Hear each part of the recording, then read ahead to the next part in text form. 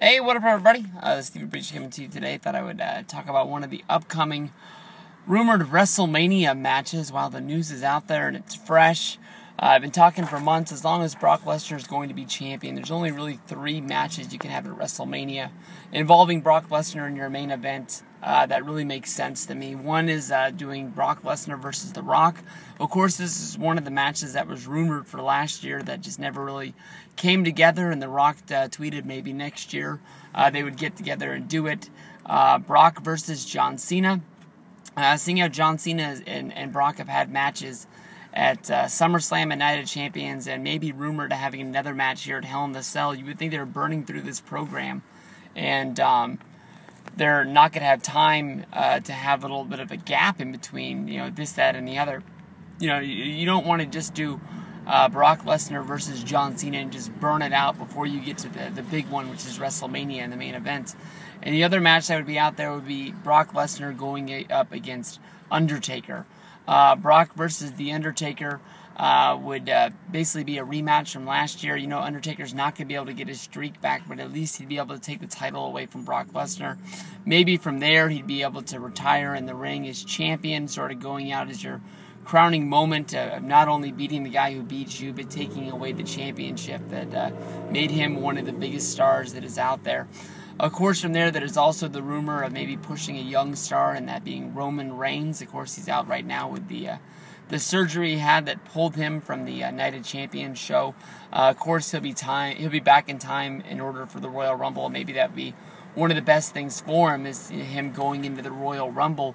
He will be sort of like a fresh guy that everybody will forget. They were booing him out of the arenas on Monday Night Raw and SummerSlam because they were sick of getting him pushed down his throat. Maybe they just wanted to see him lose a match to maybe believe that maybe he is, just like every other guy out there, just fighting to survive instead of just getting the Superman push where he's just hitting that Superman punch and spearing through everybody like a Goldberg character would. But the one thing that's most important to me about one of the biggest matches they could do is Brock versus Rock. Of course, the rematch of SummerSlam 2002 is that if this match is going to happen, The Rock is going to have to fight at the Royal Rumble, and not only fight, he's going to have to win it. And I know everybody would love for The Rock to be like a surprise entrant, maybe coming in at number 28, 29, or 30, and just, blowing the roof off of that place wherever the Royal Rumble is going to be this year. But honestly, I think if you bring a guy in like The Rock, WWE would be stupid not to be, sort of like promoting the fact that he's going to be there. And I know that, WrestleMania 30, it was a little bit of a surprise for Rock to be there. But Rock wasn't wrestling in a match. He just showed up at the Hall of Fame. He sat on his seat and enjoyed the show and then came out for a promo for WrestleMania 30. And I know that he did get paid for that. And I know that, he had an awesome segment with Hogan and Austin. But it wasn't a match. It wasn't going to sell tickets. It wasn't going to sell the network. I don't think anybody would have been like, oh shit, I missed that. I mean, it was an awesome moment to see live. I'm sure for you guys it was an awesome moment to be watching at home if you didn't go to the show. But I don't think anybody would have, bought the WWE network to watch the show if they knew that they were going to have this. It was a 30-minute segment, but nobody took the stunner, nobody got a leg drop, nobody took a rock bottom. Only thing that happened was these guys pounded a few beers and shared some respect amongst each other. Something like this could have happened on any other stage, but since it happened on WrestleMania, it was bigger and better. I think that WWE would have to promote the fact that The Rock was going to be at the Royal Rumble. Not only is he the biggest star that WWE has on their roster because of his appeal to everyone in the world due to his action movies, but I think when The Rock wrestles, it is a big deal, and I think that they definitely do bigger numbers. You can look at WrestleMania 27, 28, and 29, all getting mega views. Getting mega buys on WWE pay-per-view for the one reason that he was there. I think that he really was a shock to the system when he came back to be the special guest referee at WrestleMania 27. And everybody knew that these guys were going to get it on sooner than later, but I don't think anybody saw that he was going to challenge John Cena for a match at the night after WrestleMania on Monday Night Raw and make us wait a whole year.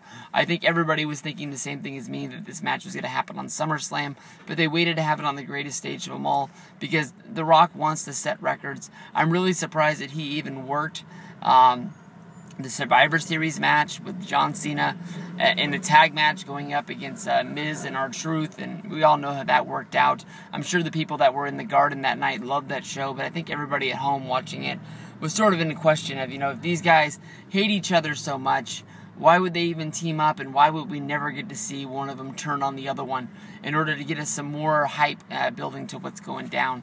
Rock going into WrestleMania, I think that definitely, it's not so much for the paycheck, but it is to boost his popularity. I don't think he's going to go into WrestleMania and wrestle a match against somebody of a lesser opponent. That's not going to, help push WrestleMania to the biggest thing. He wants to send out those tweets, saying that he broke box office records, that, this many people watched the show, and he doesn't want to settle for less than what he did last time. I honestly thought with WrestleMania 29, with the focus on him after John Cena beating him for the championship, I honestly think that we've seen The Rock wrestle in his last match. We might not have seen him show up on his last Monday Night Raw or WrestleMania. Definitely he'll come back to have those moments and share them with the fans. Some people say that wrestling is inside of Rock, and he's going to do it as often as he can, as long as it doesn't interfere with his making movies. But I'd honestly be really surprised at this point. We haven't really seen WWE pushing the fact that, he's going to be around, the Royal Rumble and WrestleMania. Definitely that would be something right now. We're already heading into Hell in the Cell in October. January's right up around the corner. There's always a chance of him being a surprise entrant and winning the Royal Rumble. But as of right now, I'm crossing his name off the list as a possible match for WrestleMania 31 with Brock Lesnar. I just don't think it's going to happen.